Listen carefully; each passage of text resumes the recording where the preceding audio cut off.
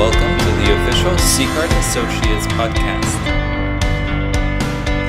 The foregoing content has been provided for informational purposes only and doesn't constitute investment advice.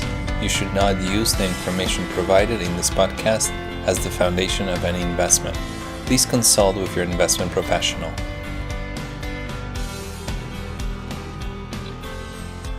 New generation of successful entrepreneurs, new ways of giving back and monitoring.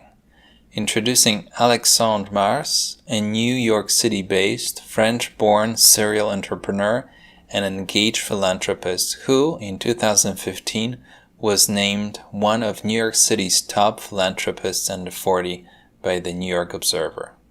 In our series Blessings and Curses of Inherited Wealth, the Guide for Inheritors, we have had the pleasure to investigate inheritance with inheritors, experts, and authors with a variety of stories and experiences.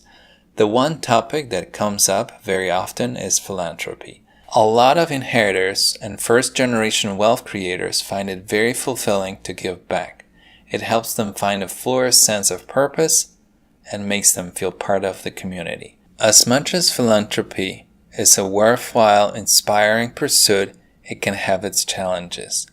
Alexandre Mars took upon himself making giving back easier, more efficient, and smarter by employing his skills, talents, and experience acquired in business, entrepreneurship, and technology.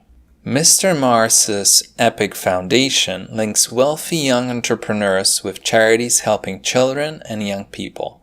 Smartphones, apps, virtual reality headsets are the tools used by Epic to jumpstart a wave of innovation in philanthropy. I had the pleasure of attending their gala last year at the French consulate in New York City, and I learned a lot about how connecting donors with those who benefit from their donations is changing. Alexandre Mars was kind enough to sit down with us and tell us more about his philanthropy. What was the inspiration for the Epic idea? Alexandre Mars. I always knew I would use my success for good. It was embedded in me from a young age. Upon selling my fifth startup, I went on a journey to decide how exactly that would be. My wife and I pulled our kids out of school and spent months traveling the world from Peru to Mongolia, Sydney to Moscow, sitting down with local people, philanthropists, policymakers, and NGOs, asking, how does it work in your country? How do you think we can have an impact? And what can be different in the near future? This period of market research revealed a major gap between charities that need funding and those who want to give. First, the charitable sector has been slow to adopt technology for the purpose of donor engagement.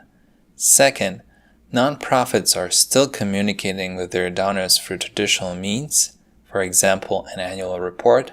Third, people are confounded by the number of organizations supporting each cause and lack the time, knowledge, or trust in their work to contribute. As an entrepreneur, I was able to identify these gaps and understand how I could use my 2 decades of skills and experience to fill them in. Thus, Epic Foundation was born. Your motto is give better, give smarter, give more. Could you elaborate on those 3 main goals? Alexandre Mars. Our tagline is aligned with the gaps we're trying to fill, mainly the lack of knowledge, time, and trust people have in their charity.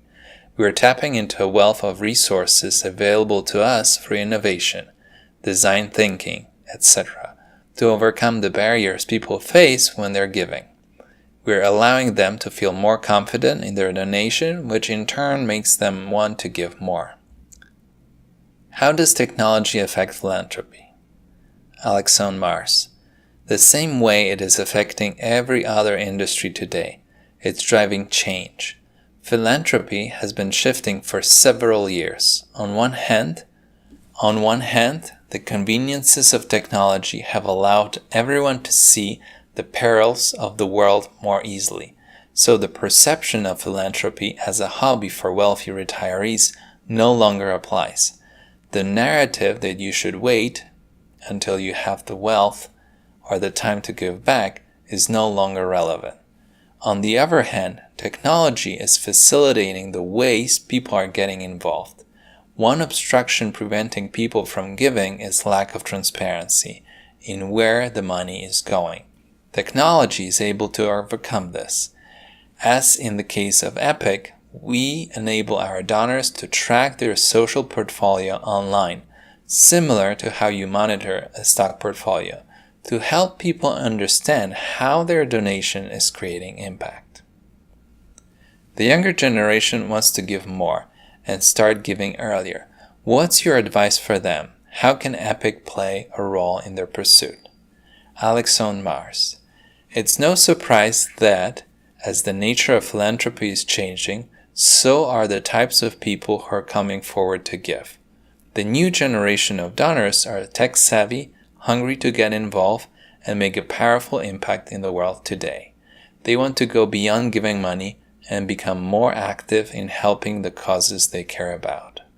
For this generation, the lines between philanthropy, consumption, and work are blurring as young people seek to align different elements of their lives with their values. It's a powerful movement, and young people should recognize this strength. As the generation that will soon dominate the workforce, they can cover some serious ground in urging their employers and elders to get involved. Epic is advocating for young workers' involvement in philanthropy by helping businesses integrate ways for them to give to charity. For example, we have advised several entrepreneurs, family offices, and even companies, from luxury retailers to blue-collar manufacturing corporations, on how they can institute payroll giving. It's a simple option added to your paycheck that turns over leftover change into impact. That 60 cents at the end of your paycheck may be meaningless to you, but when added to the pool of leftover change from 1,000 plus other employees, that's meaningful. There are many causes, many places in need. How do you choose your area of focus? What are they? All of our organizations support children and youth. This focus acts as an umbrella with 4 targeted areas of impact directly beneath: rights and protection, health, education, and economic empowerment. Traveling the world with my own children has given me the privilege to meet and live with families around the world. It's clear to me that the challenges we as parents and citizens are also worried about, such as climate change, will be faced and fought in full by our children. To solve these big global challenges, we have to invest in empowering the next generation of global leadership, our children and youth around the world. You put a lot of emphasis on monitoring your impact. How do you accomplish it? Why is it so important? Alexandre Mars. This need has surfaced through the abilities of technology to finally allow us to tackle it in a simple and effective manner. Gone are the days when people relied on end-of-the-year paper reports because that's the only manner of engagement with a nonprofit that existed. If technology allows us to log on and check our investment portfolios, why shouldn't the same platform exist to check our impact portfolios as well? Money is money. The desire for consumers to know what their money is buying is no different from donors who want to know where the money is going. This has become even more important as the news of scandals and mismanagement of funds from a small number of NGOs splashed across page 6 have eroded people's confidence in charities. Our monitoring team ensures that donors receive a true and fair assessment of organizations, enjoy transparency and accountability, and significantly mitigate the risk of underachieving philanthropic strategy. Lastly, you allow donors to experience their impact. How do you do that? Why do you think it plays such an important role, especially with younger donors? Alexandre Mars. For years, giving was seen as a one-sided action, which is why we viewed those who don't give as selfish. It's an emphasis on the self. You can really see This has started to change with the new terms such as impact investing or corporate social responsibility gaining momentum in recent years. And investment means you get something back, so it's a clear shift from the previous narrative. These terms run parallel to the needs of a new generation of donors who desire a two-way conversation around giving. We realized this early on, which is why it's so heavily embedded into what we do, but we all saw growth in people's focusing on new experiences. The younger generation is keen on showing what they're engaged in.